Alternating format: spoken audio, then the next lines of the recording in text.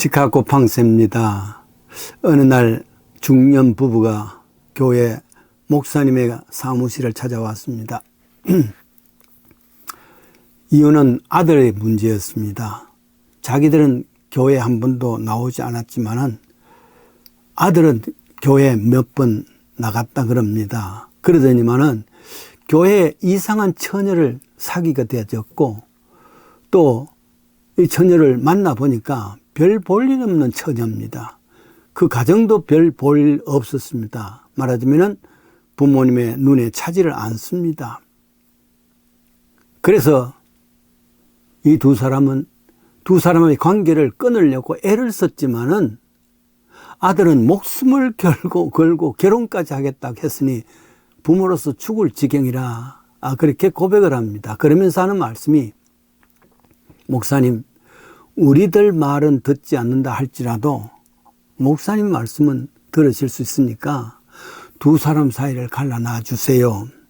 그러면은 저희들도 교회 생활을 하겠습니다. 그렇게 이야기했습니다. 얼마나 참 아팠으면은, 얼마나 어려웠으면은 심지어 교회 다닐 생각까지 했을까요? 지혜로운 목사님은 가만히 생각하시다가, 예, 제가 해결해 드리지요. 그러나 방법을 바꾸십시다. 이 아이들이 헤어지면은 교회 오시는 것이 아니라 먼저 교회 오셔서 생활을 하시면 결국 이 아이들이 끊어질 수 있는 길도 있을 겁니다. 그랬습니다. 이 두 중년 노인은, 참 젊은이들은 이제 다시 정말 한 두세 주쯤 후에 교회에 등록하고 교회 생활을 시작을 했습니다.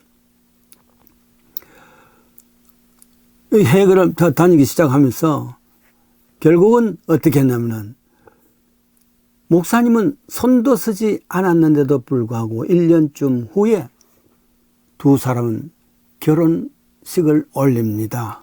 기쁨으로. 결국 나중에는 이 며느리가 집안의 보배가 됩니다. 물론 교회의 기둥 같은 부부가 되기도 합니다. 일꾼의 가정이 되어졌지요. 왜 이런 일이 일어날 수 있을까 생각을 해봅니다. 그것은 교회와 안과 교회 밖의 삶의 기준과 가치가 다르기 때문입니다. 때로는 교회 밖에서의 최고의 값어치가 교회 안에서는 사실 무가치할 수가 있습니다. 때로는 교회 안에서의 참 가치는 밖에서는 웃음거리가 될 수도 있습니다.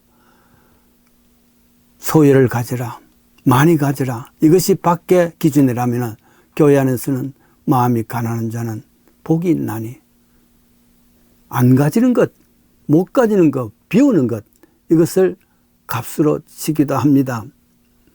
가능하면 높아져라, 가능하면 남을 밟고라도 일어서라, 이게 세상의 기준이라면 낮아지라, 남을 섬기는 자가 되라, 그건 교회 안의 기준입니다. 이렇게 서로 다릅니다. 그런데 이상한 것은 교회 안에서도 기준이 달라질 수 있단 말이죠. 여러 면에서 볼 수가 있습니다. 그것은 왜냐하면 교회 밖에서 있었던 사고방식 기준을 교회 안에 들어와서 바꾸어져야 되는데, 교회 안에서도 교회 밖의 사회의 기준을 그대로 적용하기 때문에 있습니다. 변화가 없는 삶이지요. 어느 날 목사님이 자동차 사고로 병원에 입원하게 됩니다. 얼굴을 다쳤습니다. 코가 많이 다쳤습니다. 그래서 코에다가 붕대까지 담고 말이죠. 그렇게 했습니다.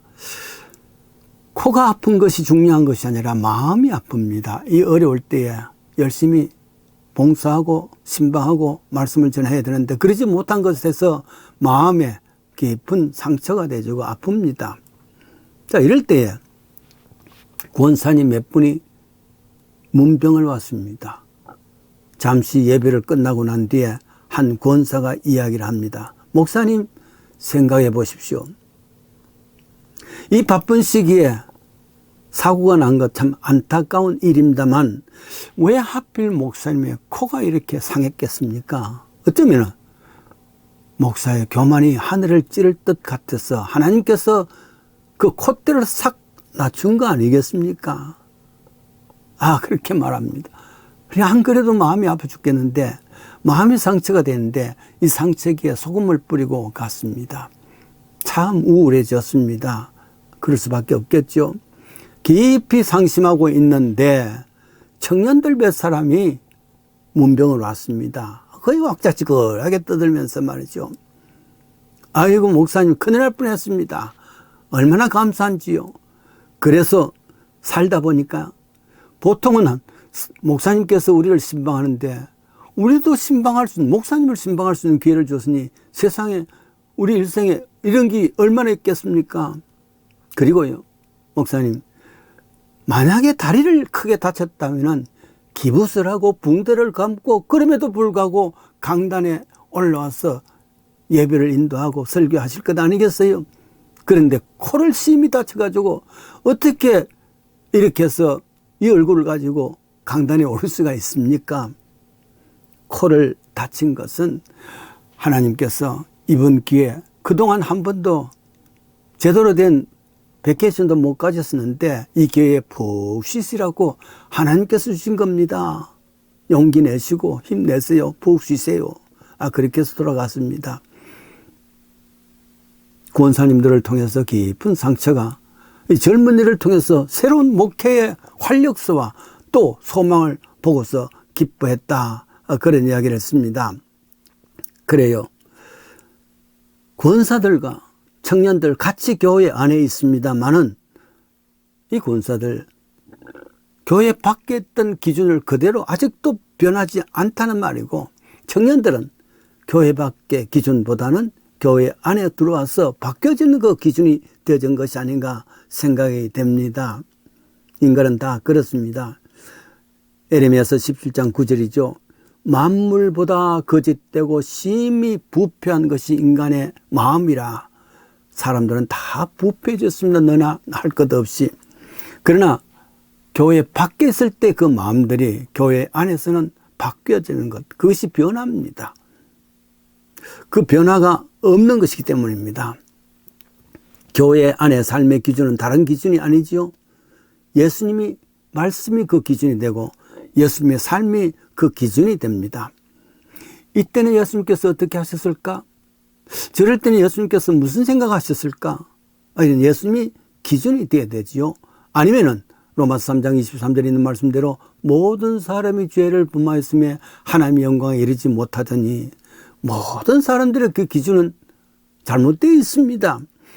교회 안에 들어와서 이 기준이 바뀌어져야 되고 이 기준이 더욱더 예수님이 닮아가야 되는 것 아니겠습니까? 그래서 내 마음에 있는 것이 비워지고 새로워져야 되는 것이란 말이죠. 한 사람이 실태라 같은 자신의 얽히고 설킨 일들, 분노, 또 미움, 또 여러 가지 죄악들 이런 것을 탄식하면서 내 마음 이 모든 것을 산에 가서 묻어버리자. 산에 올라왔습니다. 묻을 곳이 없습니다. 왜냐하면 산은 곳곳마다 정결한데 내 마음을 만약에 이 정결한 산에 묻어버리면 이 산마저도 오염될 것 아닌가. 그렇게 생각하면서 차마 묻지를 못하고 내려오다가 겨울을 만납니다. 겨울을 보면서 이 물에 내 마음을 다 떠내려 보내자. 그런 마음으로 마음을 떠내보내려 하는데 물 안에 피레미들 여러 다른 고기들이 왔다 갔다 합니다. 깨달았습니다. 오염된 것은 내 마음인데 내 마음을 만약에 이 겨울에 씻어버리면은 저 물고기도 먼저 오염돼서 죽을 것 아닌가. 이 물 자체가 오염될 것 아닌가. 그러면서 나 혼자 오염되지 자연에게 오염되지 하지 말자 하는 마음으로 그냥 내려왔다. 그런 이야기를 했습니다. 그렇습니다. 올 때는 흰 구름 더불어 왔고 갈 때는 한방 눈 따라 갔네.